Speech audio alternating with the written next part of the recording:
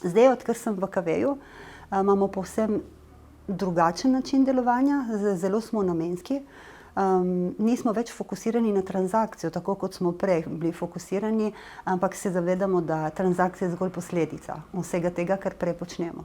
Tako da zdaj smo fokusirani na prioritetah, na sistemih, vemo, kaj je tista naša ena stvar, ki je potrebna, da jo vsak dan počnemo, zaradi tega, da na koncu pridemo do transakcije.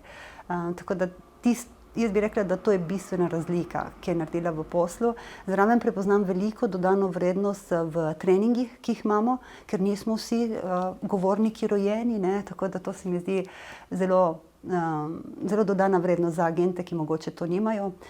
Tehnologija, ki pretežno dela tudi namesto nas, torej nam prihrani čas na eni strani, po drugi strani pa maksimizira, karkoli mi delamo. Torej vsako naše dejanje je toliko podprto z tehnologijo, da v bistvu so rezultati in učinek toliko boljši.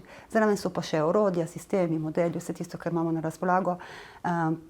Konkretna implementacija znanja, bi rekla, da je tudi ključnega pomena. Ker ni samo neke suhoparne besede, neko suhoparno izobraževanje, ampak tam vidimo skozi implementacije, kaj je potrebno narediti, kaj lahko drugače naredim, kaj je tisto orodje, ki ga imam zdaj na razpolago, da bom res drugače dosegla, drugačne rezultate v poslu.